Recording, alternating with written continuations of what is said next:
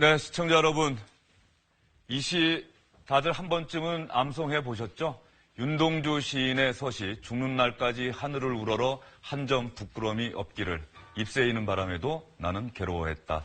저도 학창 시절에 이 시 잘 외우고 다녔던 기억이 납니다. 또 얼마 전에 개봉됐던 영화 동주에서도 많은 시가 소개가 됐었죠. 저는 이런 시 대목들이 기억이 납니다. 나의 늙은 의사는 젊은이의 병을 모른다. 또 바람이 부는데 내 괴로움에는 이유가 없다. 새로운 길이라는 시구는 상당히 제 가슴에 와 닿았었는데요. 내를 건너서 숲으로, 고개를 넘어서 마을로, 오늘도 어제도 가고 오늘도 갈 나의 길, 새로운 길. 서시의 시인 윤동주 시인과 특별한 인연이 있는 분 오늘 스튜디오에 모셨습니다. 여러분 한국음악계의 포크 열풍을 일으킨 세시봉의 가수 윤영주 씨 잘 아시죠?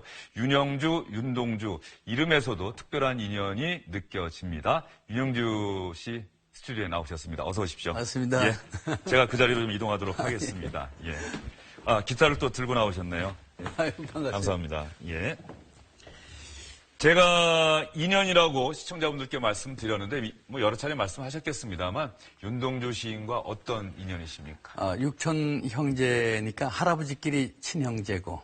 할아버지끼리는 친형제시고. 친형제고 이제 저는 육촌간이죠. 예. 예. 그런데 그 영화 동주를 보다 보면 저도 그 영화를 정말 감명 있게 봤는데 그 마지막 부분에 이제 세상을 떠난 다음인가요? 네.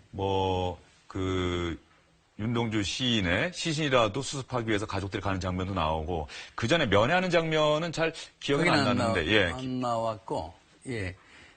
면회는 이제 송몽규 면회하는 장면이 나오는데 그 윤동주 사후가 되겠고 거기에는 그 송몽규라는 고종 사촌의 아버지하고 윤동주 아버지가 간 걸로 되는데 원래는 저희 아버님이 가셨어요.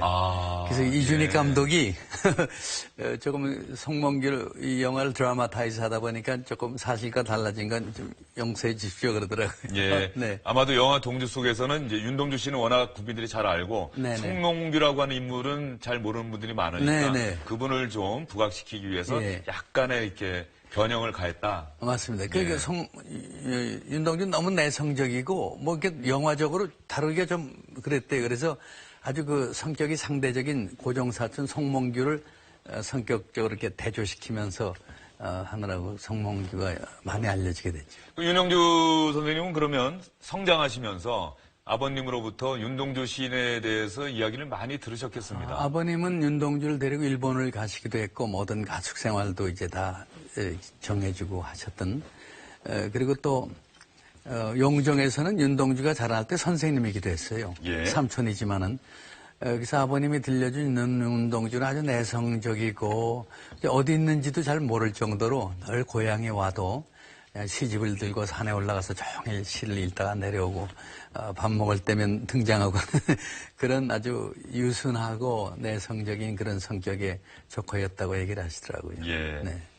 영화 세시봉에서 윤영주 선생님 나오는 대목을 보면은 그 전축을 틀어서 네. 노래를 들으시는 예. 장면이 한번 나오죠. 예. 노래를 하는데 반대를 하셨는데 아버지. 노래를 원래 클래식만 들으시다가 갑자기 그 윤영주 선생님 목소리가 나오니까 이렇게 미소를 띄우던 그 장면이 기억이 나는데 그것도 사실입니까? 아버님은 엄청 반대하셨죠. 근데 이제 젊은 교수님들이 학장님, 그 아드님이 하는 음악이 나쁜 음악이 아닌데 왜 이렇게 반대하시냐고. 그래서 조금 귀를 기울이기 시작하셨는데 아마 그 부분이 아버님이 제 노래를 트는 그 장면으로 이렇게 표현된 것 같아요. 예. 저희 제작진에서 오늘 윤영주 씨 나온다고 하니까 윤동주 시인에 대해서 영상물을 한번 구성을 해봤어요. 그렇습니까? 아주 짧게 구성되어 네네네. 있으니까 영화 동주 장면도 좀 집어넣고 예. 해서 한번 같이 보신다는 이야기를 네네네. 계속 해나가시죠. 네네네.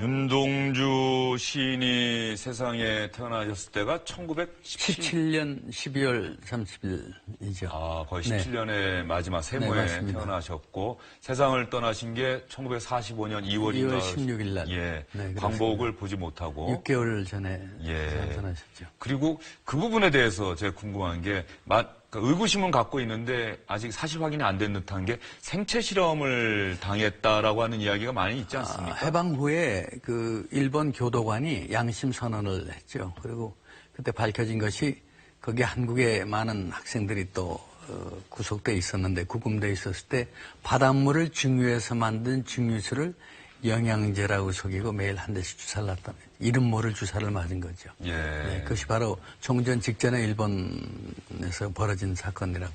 네, 지금 아마 윤동주 시인의 묘라고 네, 맞습니다. 생각되는 장면이 영정에 나오거든요. 있는, 네, 그렇습니다. 예, 저희도 당연히 네, 가보셨겠네요. 1년에 뭐 한두 번 이렇게 아, 지금도 매년 한두 차례. 비가 많이 오거나 그러면 이제 때가 슬리기 때문에 또 잔디를 입히는 걸 위해서도 가고요. 예. 또 우리 아이들 데리고도 가고. 예. 세상을 1945년에 떠나셨으면 벌써 한 70년, 72년, 네, 72년이 됐는데 네. 아직까지도 대한민국 국민들이 가장 사랑하고 가장 좋아하고 가장 기억하는 시인, 그 힘, 원동력은 어디에 있다고 보세요? 저희는 일제치하 속에서 언어까지 말살을 당했었잖아요. 이름까지 창시개명해서 불렀던 그때 유일하게 우리의 국어, 우리 말을 가지고 끝까지 그 시를 썼던 시인이고 또 오늘날 아마 세상에 많은 지도자들이 나라와 민족을 사랑한다고 하면서 정말 자기가 죽을지 모르는 그 죽음의 앞에서도 그 일본 사람들의 회유에 굴하지 않고 부장판사가 설득했대요. 너무 아까운 청년이기 때문에. 근데 그걸 거부했던. 그러니까 적어도 죽음이라는 것을 놓고 나라와 민족을 사랑할 수 있었던 그런 27된 청년의 삶이라는 것은 아마 요즘 좀 우리가 좀 따르고 싶은 그런 모습이 아닐까 해서 어떤 그 순수라든가 또 그런 것들이 나라를 사랑하는 내면의 저항 그런 것들이 아마 요즘 다시 좀 이렇게 상기되는 것 아닌가. 예. 윤동주 시인의 서시는 뭐 거의 모든 국민들이 성장하면서 배우고 외우고 했을 것 같고 별에는 밤도 잘 알고 있고 저희 때는 교과서에 자화상이라는 또 시가 있어서 열심히 공부했던 기억도 나는데 저는 그 영화 동주 속에서 새롭게 그 접한 시가 쉽게 쓰여진 시라는 그 대목이 참 좋더라고요. 네, 참 인생은 세상은 살기 어렵다는데 시가 이렇게 쉽게 쓰여져도 되는 걸까 뭐 이런 대목이 그렇습니다. 있었는데 예. 어떤 시인이 자신의 내면을 들여다보면서 어떤 그 양심을 바라보는 뭔가 같은 솔직한 고뇌 같았던 것 같아요. 네, 시가 쉽게 쓰여진다는 건 부끄러운 일이다. 부끄러운 일이다. 그 그렇죠. 마음이 어떤지, 어떤 정신세계를 갖고 있는지를 짐작할 수 있게 하는데 네. 혹시 윤영주 씨께서는 육천영님인 윤동주 시인의 시 가운데 어떤 시를 가장 좋아하십니까? 많은 시를 좋아하는 특별히 별 해는 밤이라는 시가 있어요. 그 별 하나의 추억과 별 하나의 사랑과 이렇게 진행되는데 그 마지막에 보면요. 어머님 당신은 멀리 북간도에 계십니다. 나는 무엇인지 그리워 이 만 별빛이 나린 언덕에 내 이름자를 써보고 흙으로 덮어버렸습니다. 따는 밤을 새워 오는 벌레는 부끄러운 이름을 슬퍼하는 까닭입니다. 그러나 겨울이 지나고 나의 별에도 봄이 오면 무덤 위에 파란 잔디가 피어나듯이 내 이름자 묻힌 언덕 위에도 자랑처럼 풀이 무성할 겨이다. 살아생전에 시집 한 번 내본 일이 없는 무명시인이었거든요. 그렇죠. 사후에 네. 3년 뒤에야 시가 나왔는데 그 어려운 우리 역사 속에 제일 추운 겨울 같았던 그때 태어나서 살다가 떠난 신윤동주는 자기는 비록 세상을 떠나지만 어느 날 자기 묻힌 자리에 자랑처럼 풀이 무성할 거라는 예언적인 것을 죽음 앞에서 할 수 있었다는 것은 이 시가 우리한테 주는 게 참 많아요. 왜냐하면 우리가 이제 세상을 떠날 텐데 과연 내가 잠든 곳에 내 생전에 보여줬던 그런 일들이 자랑처럼 풀처럼 솟아날 것인가 하는 그런 어떤 삶에 대해서 다시 들여다보게 되는 그런 메시지가 있는 시 같아서 이 형님의 별에는 밤을 제가 굉장히 좋아하죠. 예.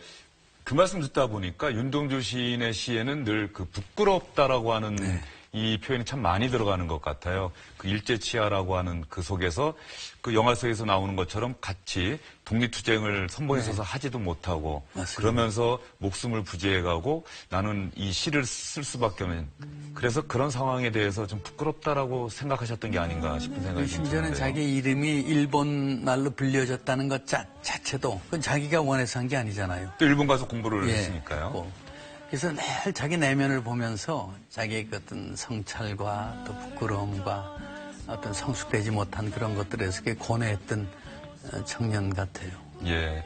그런데 그 많은 우리 국민들이 기억하는 그 훌륭한 시인분들의 시는 사실 가곡이든 대중가요든 노래로 많이 만들어지지 않았습니까? 그렇죠. 가령 박윤아 씨 같은 경우에는 그 목마와 숙련가요? 지금 네, 그 그렇죠. 사람 이름은 잊었지만 뭐 근원동자일처럼 내 가슴에 남아있네. 맞습니다. 이게 노래로 알기 때문에 저도 기억을 하고 있거든요. 향수도 그렇고. 그렇죠. 예, 예, 정지용 시인의 향수라는 시도 마찬가지인데 그러면 육천형님의 시를 더군다나 가수시고 또 아름다운 목소리, 청아한 목소리를 갖고 계시기로 유명하신데 노래로 만들 생각은 안 해보셨어요? 종종 했던 얘기인데 제가 그 작사 작곡한 곡들이 많이 히트를 했을 때 아버님한테 가서 제가 그랬죠. 형님의 시를 작곡을 해서 부르면 시도 많이 알려지고 좋지 않겠습니까? 했는데 아버님이 한참 침묵하신 후에 하셨던 그 말씀이 딱 한마디 시도 노래다. 딱 그 말씀만 하고 말하셨어요. 그러니까 시도 노래다. 그것도 선율이 있고 리듬이 있고 화음이 있고 단어와 단어 사이에 화음이 있고 그러니까 네 잘난 작곡 실력 가지고 형님의 시를 건들지 말라는 거죠. 예. 그래서 서시라는 시에 작곡을 한 분들이 한 150명은 될 거예요. 근데 어떤 노래도 우리가 기억하는 게 없잖아요. 저도 기억 안 납니다. 예. 그러니까 그 시 이상의 어떤 곡이 없었다는 거고 그 시는 시 자체로 완전했다는 것이죠. 그래서 저는 오늘날까지 동지형님 시에 지금 한 하나도 붙여본 일이 없어요. 예. 그러면 윤동주 시인, 대한민국 국민이 가장 사랑하고 아끼고 좋아하는 윤동주 시인의 탄생 100주년인 올해를 맞아서 육촌 동생인 가수 윤영주 씨가 특별히 계획하고 있을 법한 일이 있을 것 같습니다. 그래서 오는 8월 1일 날 이제 어른들 다 돌아가시니까 제가 집안에 제일 큰 어른이 됐어요. 예.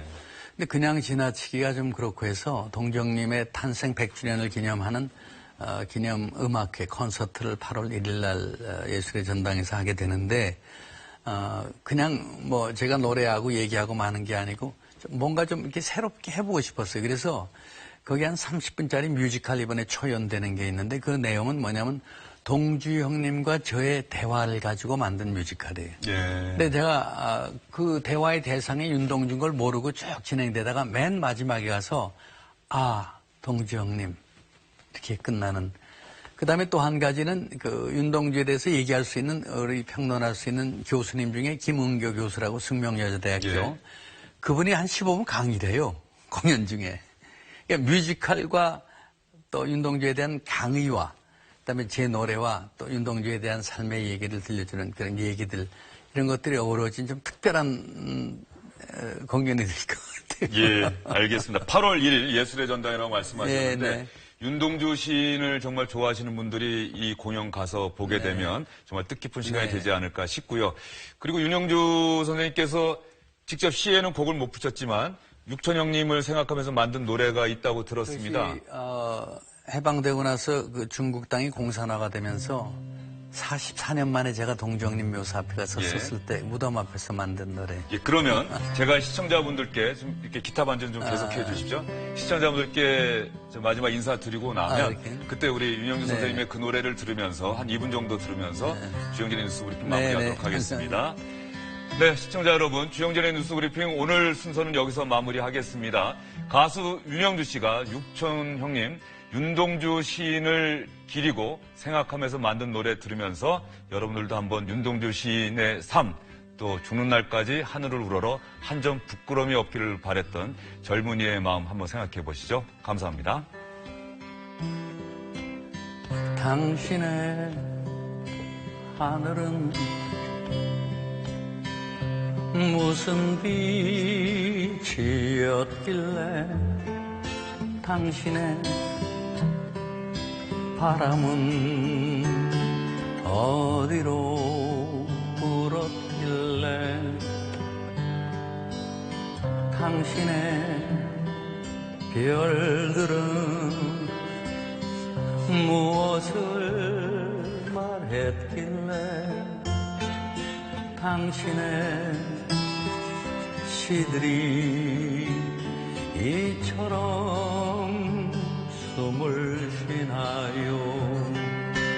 죽어가는 모든 것을 사랑했던 당신은 차라리 아름다운 영혼의 빛깔이여라.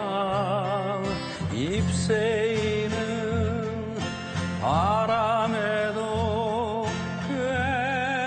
괴로웠던 당신은 차라리 아름다운 생명의 빛깔이여라. 당신의 땅, 당신의 자리에 하늘이 날이네, 별이